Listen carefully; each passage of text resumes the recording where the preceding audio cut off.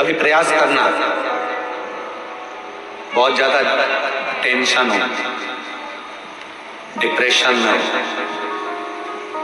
ऐसा लग रहा है कि मेरा तो सिर फटे जा रहा है चिंता के कारण, शिव मंदिर में जाना, शंकर जी को एक लोटा जल चढ़ाकर जो जल बहकर निकले उस जल में 3 उंगलियां भिगाना और अपने मस्तक पर एकदम स्थित होकर वो 3 उंगलियां अपने मस्तक पर तेजी से लगा लेना और दबा लेना और मंत्र का स्मरण भीतर के भीतर ओम नाद करिए।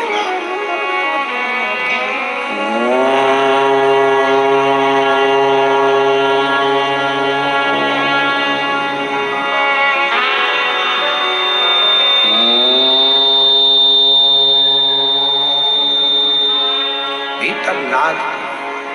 चलो एक प्रैक्टिकल करके देखते हैं। अपना सीधा हाथ लो, हृदय से विचार करो कि मैं शंकर भगवान को जल चढ़ा रही हूं 1 लोटा। जमीन पर उस हाथ का स्पर्श करो। अभी की अभी देखो, जितने बैठे हो सब, और बिल्कुल स्थिर रहेगा।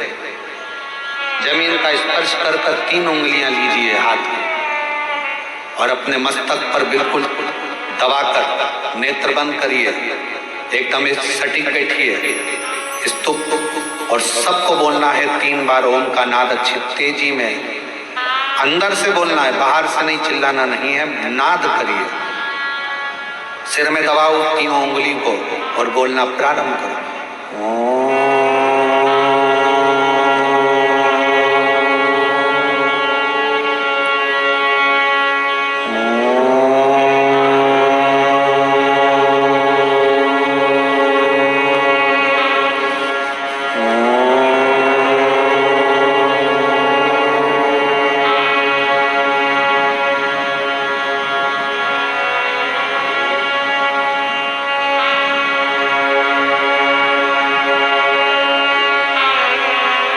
अब अपने हाथ को हटाओ और आंखों को धीरे धीरे खोलो।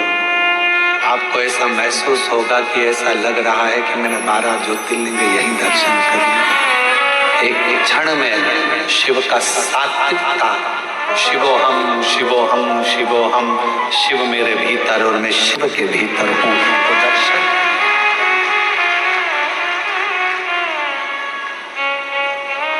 भीतर शिव है, बाहर शिव है।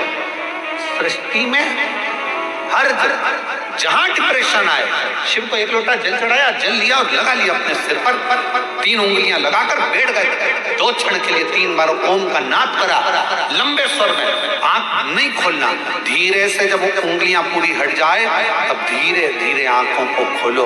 आपको ऐसा महसूस होगा, शिवोहम शिवोहम शिवोहम शिवोहम, शंकर मेरे भीतर है, मैं शिव के भीतर हूँ, संसार में शिव, शिव में संसार है, और मेरे सारे तकलीफ, सारा दुख, सारा कष्ट मेरे शंकर का है। अब मैं जानती हूं कि मेरा कष्ट शिव मिटा है, शिव मिटा है। और जब कोई नहीं आता मेरा बाबा आता है, जब कोई नहीं आता मेरा बाबा आता है, मेरे दुख के दिनों में वो बड़ा काम आता है। आप उसको जानो, शिव शिव है सबके भीतर। सती मैया के अंदर सती जी ने कहा कि मुझे चिंता नहीं व्याप रही है, सब कुछ अच्छा होगा, समय आएगा, हो जाएगा, यहां तक विश्वास। और कभी कभी होता है,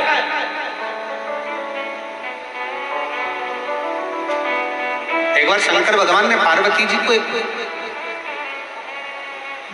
एक शब्द कह दिया, हे पार्वती, मैंने देखा है तुम मुझे बाल्यावस्था से बचती हो, तुम मुझे बाल्यावस्था से बचती हो, पर मैंने एक चीज और देखी है पार्वती, तुम जब मेरा तप करने बैठती थी मैं भंवरे को भेज देता था, तुम मेरा तप करती थी तो मैं मधुमक्खी को भेज देता था। कभी भंवरा, कभी मधुमक्खी तुम्हारे पास में आ जाती थी। पर पार्वती एक बात समझ में नहीं आई कि बाल्य अवस्था में तुम मेरा तप करती थी, पार्थिव शिवलिंग का निर्माण करती थी, पूजन करती थी, आराधना करती थी, साधना करती थी, और तुम्हारे पास में मैं भंवरा भेजता था तो भंवरा गायब हो जाता था, तुम्हारे पास में मधुमक्खी भेजता था तो मधुमक्खी गायब हो जाती थी, तुम्हारे पास में मैं मधुमक्खी को भेजता तो वो गायब हो जाती, भंवरा भेजता तो वो गायब हो जाता। समझ में नहीं आता कि पार्वती वो मधुमक्खी वो भंवरे कहाँ गए। ये कथा पहली बार व्यासपीठ पर याद आई, स्मरण में आई, तो उसको सुनिए जाए। कहां चले जब आप शंकर जी की कथा सुनने बैठते हो या शिव जी के मंदिर में पूजन करने बैठते हो, पशुपति व्रत करने बैठते हो या आराधना करने बैठते हो, कोई अर्चन तुम्हारे सामने आ जाए तो समझ लेना कि शंकर भगवान हमारे व्रत को जरूर सफलता की ओर बढ़ रहा है, इसलिए कोई ना कोई अर्चन जरूर आएगी, कोई ना कोई अर्चन आएगी। इतनी सरलता में भगवान की भक्ति नहीं मिल सकती भाई, बहुत कठिन है। कहीं ना कहीं कुछ ना कुछ तो परेशानी है। मैंने मधुमक्खी भेजी पार्वती तुम्हारे बचपन में, जब तुम मेरे पूजन कर रही थी मुझे पति बनाने के लिए। और भजन में आता है, गौरा नाच रही पर्वत पे, शिव को पति बनाने, शिव को पति बनाने को, भोले को पति बनाने को, गोरा नाच रही पर्वत पे, शिव को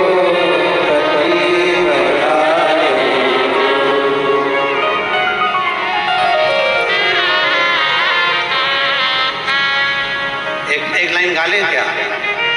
अरे बोलो तो जम के, और ऊपर वाला भी तो डमरू बजा दिया है। तुम्हारी डमरू के चक्कर में ऊपर वाले ने सुन लिया।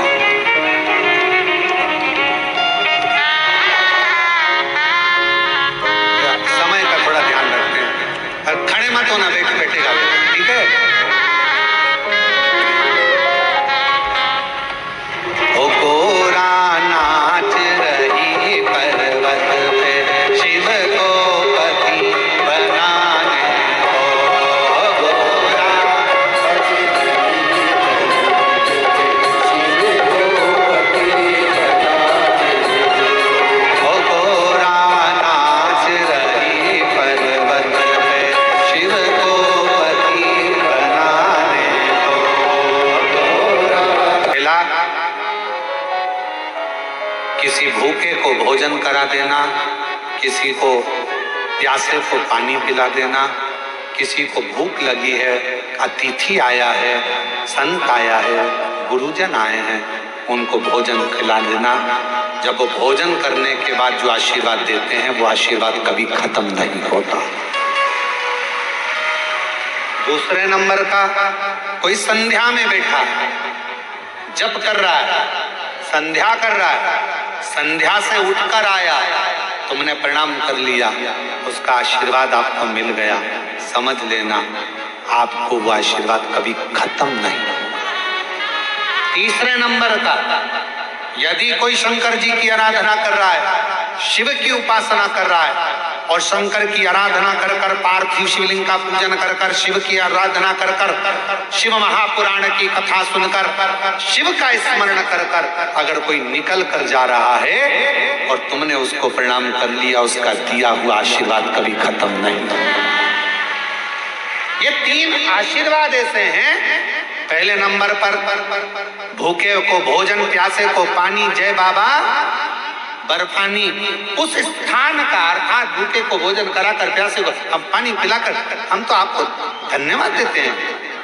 इन कुंभ के जो लोग अनाज को इकट्ठा कर सीओर हर साल भेजते हैं, मैं साहू जी उनको धन्यवाद देता हूँ उसके लिए कि हर साल इनकी समिति, अन्नपूर्णा सेवा समिति, हर साल अनाज लेकर आती है। आप कितने लोगों को जरा देखिए, सीओर कम से कम 50,000 आदमी, 50,000 शिव भक्त रोज प्रतिदिन भोजन ग्रहण करता है। दाल चावल सब्जी रोटी, ये वो मीठा नमकीन, रोज प्रतिदिन इतना आदमी भोजन, 50,000 40,000 प्रतिदिन भोजन।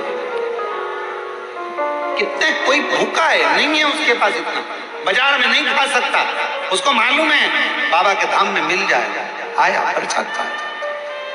भूखे को भोजन, प्यासे को पानी पिलाने वाले का भी आशीर्वाद प्राप्त होता है, वो कभी खत्म नहीं होता। संध्या कलकर उठे हुए व्यक्ति का आशीर्वाद प्राप्त होता है, वो कभी खत्म नहीं होता। और शंकर की आराधना कर कर अगर कोई जा रहा है, उसका आशीर्वाद मिल जाए तो वो आशीर्वाद कभी खत्म नहीं होता, वो आशीर्वाद निरंतर सुख प्रदान ही करता है। श्री शिवाय नमस्तुभ्यम। पूज्य पंडित प्रदीप मिश्रा जी की शिव महापुराण की कथाओं को सुनने व उनके उपायों को जानने के लिए चैनल को सब्सक्राइब करना ना भूलें। हर हर महादेव।